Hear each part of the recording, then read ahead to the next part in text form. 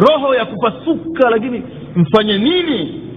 Uliko la kufanya, unalo la kufanya. Hama katika nchi hii, hama. Ndugu zako wakuita, watakupa silaha, watakupa mafunzo. Ukitaka mke watakupa, ukitaka riziki watakupa. Hama. Wewe Muislamu, wewe ni kafiri kama wao. Aboud Rogo and Abubakar Sharif Ahmed, also known as Makaburi, were prominent Muslim figures who faced the harsh consequences of Kenyan law enforcement. They were targeted and eliminated by highly skilled government operatives from various branches of the Kenyan police, tasked with maintaining the nation's peace by removing individuals perceived as threats, much like Aboud Rogo and Makaburi.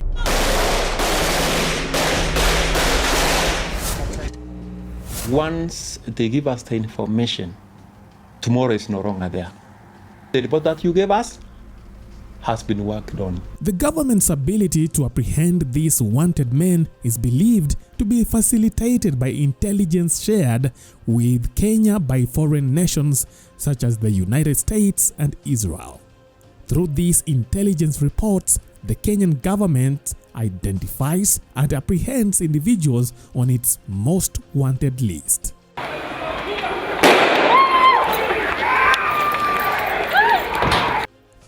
In this report, we will delve into the backgrounds of Aboud Rogo and Makaburi and explore how they rose to notoriety as the most sought-after Muslim figures in Kenya. They promoted the recruitment of young men into the Somali-based terror group Al-Shabaab, a stance that ultimately led to their demise at the hands of a specialized Kenya police unit under the leadership of former President Uhuru Kenyatta. Their death triggered protest among young Muslim men in Mombasa County who felt wronged by their killings. Hello, my name is Chief Okuzo from Plug TV. Abubakar Sharif Ahmed, also known as Makaburi, was born into a Sunni Muslim family in Mombasa, Kenya. Despite being regarded by many as a Muslim cleric, Makaburi distanced himself from this title, asserting that he had never preached in a mosque. During an exclusive interview in 2012, he emphasized his adherence to what he termed true Islam.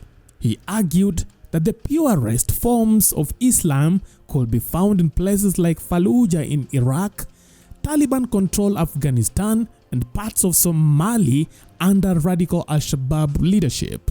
As Muslims, we have every right to preach jihad. The Muslim Ummah has every right to know about jihad. And no government in the world has ever prohibited jihad being taught in mosques. In the early 2000s, Makaburi crossed paths with Aboud Rogo, a genuine Muslim cleric known for his teachings in Mombasa County. Their friendship blossomed over their shared interest in jihad, as they found each other a common perspective on the matter. Rogo's influence on Makaburi extended his advocacy for jihad even further.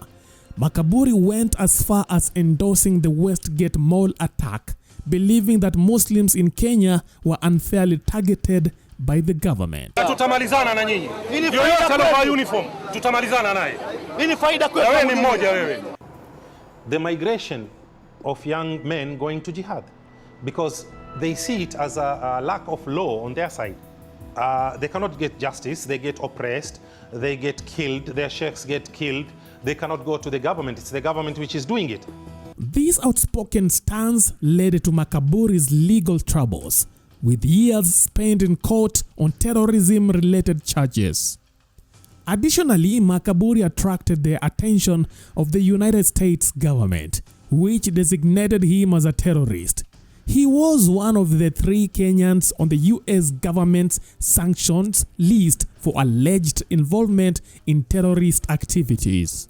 Despite vehemently denying any involvement in terrorism, Makaburi found himself restricted from using air travel as a mode of transportation. As a designated terrorist facing sanctions from the UN Security Council and the US, Makaburi was subject to travel restrictions and he had to report to the nearest police station every Tuesday since December 2010. While he remained unconvicted in court, documents emerged linking him to the sponsorship of Al-Shabaab activities and attacks within Kenya. Makaburi sensed that his days were numbered, aptly reflecting his Swahili name, which means grave sites. I'm not worried. It's that I know. But that doesn't worry me. As it didn't worry Sheikh Aboud Rogo, as it didn't worry him. Aboud Rogo also knew he was going to get killed. Ibrahim knew he was going to get killed. He believed that the government would eventually eliminate him, though the exact day remained uncertain. Makaburi's intuition proved correct, as the Kenyan government had amassed information and classified documents linking him to Al-Shabaab activities. Given the numerous attacks perpetrated by Al-Shabaab in Kenya, including the Westgate Mall attack, the government labeled him an Al-Shabaab leader residing within Kenya. Makaburi in Mombasa is a very dangerous person to our country. What do you do with such a person? Do you spare such a person because you are observing human rights? Extensive security measures were put in place, and highly trained government operatives received detailed information about Makaburi, his whereabouts, daily routines, and his associates. Sheikh wako hapa, misikiti ni mahali ya kuomba Mwenyezi Mungu.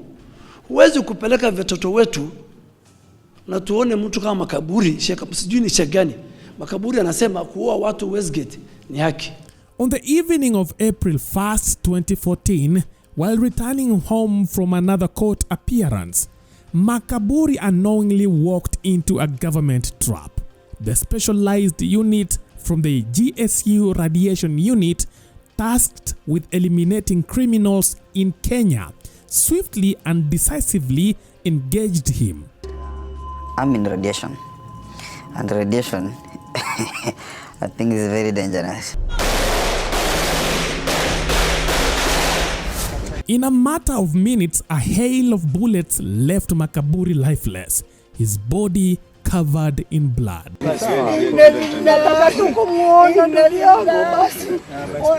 His death marked the third assassination of a Muslim cleric by the Kenyan government within a span of 2 years. Now, despite these killings, human rights groups maintained that the government had taken no significant actions to bring the perpetrators to justice. When discussing terrorism in Kenya, one name that inevitably arises is Aboud Rogo.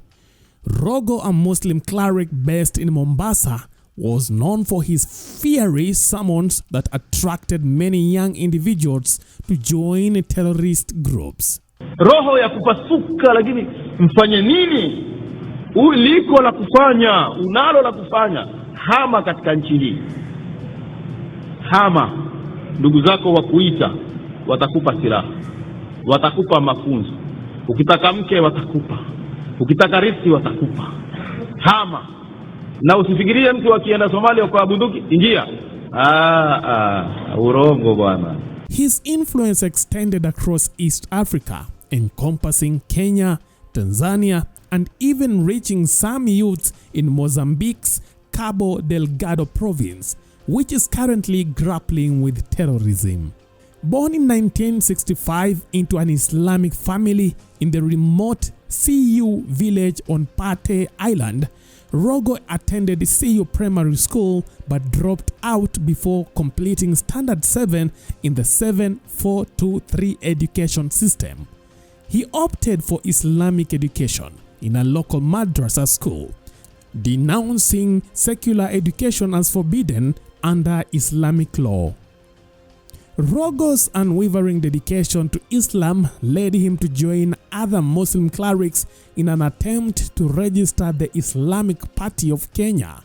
However, the government denied their request, sparking violent protest by Rogo's followers in Mombasa. This refusal to register the party set off a chain reaction that led to the radicalization of youths by the Islamic Party of Kenya, IPK. In the mid-90s, Aboud Rogo teamed up with former Muslim clerics such as Abdul Aziz Rimo and Abubakar Sharif Ahmed to promote a jihadist Islamic ideology. By the late 90s, they had taken control of major mosques in Mombasa County, where they conducted seminars. Among those who attended these teachings were young individuals who would later become Islamic militants, including Saleh Ali Saleh Naban, Harun Bamusa, Fumo Mohammed Fumo, and Ahmed Salim Swedan. Meanwhile, thousands of miles away, Al-Qaeda, a militant Islamist multinational organization founded in 1988 by Osama bin Laden and others, harbored deep-seated animosity towards anything associated with the United States government. Unfortunately, Kenya became entangled in this conflict when Al-Qaeda claimed responsibility for the 1998 U.S. Embassy bombings in Kenya, Nairobi City, that resulted in over 200 casualties. The embassy bombings seemed to captivate Aboud Rogo's attention, drawing him towards Al-Qaeda. In the late 2002, Rogo facilitated the entry of one of his young followers, Naban, into Al-Qaeda's ranks. Naban played a significant role in Al-Qaeda's second operation in Kenya in 2002 when he and other individuals fired a surface-to-air missile at an Israel charter flight, departing from Mombasa Airport that had 246 passengers in it. Subsequently, Rogo faced a series of arrests, with his first arrest in 2002. Despite the government's belief that he had connections to terrorist activity, he was eventually acquitted. However, this did not deter Rogo from spreading the message of Islamic Jihad. He actively advocated for youths to join Al-Shabaab, especially after Kenya's military operation in Somalia known as Operation Linda Inchi. Na hakuna njia ya kufaulu isipokuwa ni njia ya silaha. Bila njia ya silaha hakuna kufaulu. Jeshi la Kenya ni makafiri, wameingia Somalia. Kwa hivyo Al-Shababu kujilinda si jihadi hiyo. Aboud Rogo, known for his eloquence, continued to deliver fervent jihad teachings at the Masjid Musa Mosque, attracting numerous young men to join the ranks of Al-Shabaab. The government became aware of these activities, leading to a police raid during one of Rogo's sermons. Approximately hundreds of youths were arrested, and firearms and equipment believed to be associated with terrorism were seized from the mosque. Despite being placed under surveillance and making the US government's list of most wanted terror suspects, Rogo was bailed out due to insufficient evidence against him. His family believed in his innocence, and he lacked the financial resources to sponsor Al-Shabaab activities. However, as the court's ability to execute the government's wishes waned, a plot to eliminate Rogo was set in motion. You take him to court, then you find that the next day he has been bailed out. You arrest him another time, take him to court, acquittal. So just that elimination method. If the law cannot work, there is another option. Which is? Eliminating. Rogo had become increasingly apprehensive about his safety and often traveled with his family in case of any threats. Lakini nilikuwa najua iko siku babangu atauawa. Kitu chengine ilikuwa tayari washaanza kumwandama. According to him, he believed that the police wouldn't shoot in the presence of his children or wife. On August 2012, tragically in the morning hours, Rogo was in the company of his wife and kids, taking her to the hospital. Surprisingly, the road that they were traveling in at that time was isolated. no traffic, and no activities at all. All he did not know is that the radiation unit had isolated Rogo and ready to finish him. The assailants fired multiple shots at Rogo's vehicle, killing him and injuring his wife in the presence of his kids. Na vile alivyokwenda very slow paka chini, ndio mimi nikapiga kelele, nilikuwa na watoto nikamwambia kwisha, baba yenu ameshauliwa. Although the Kenyan police denied involvement and attributed the killing to infighting within the Al-Shabaab, questions rose about who ordered such assassinations. According to information, such orders come from the national security, which is made up of the president, deputy president, chief of defense forces, national intelligence service director, the interior CS, and his principal secretary. Now, this group identify potential threats to the country's security and neutralizes the threats in the fastest way possible. And that is how Aboud Rogo and makaburi were eliminated by the national security through the guidance of the former regime. What are your thoughts? Leave your thoughts in our comment section. That is it for now. Thanks for watching.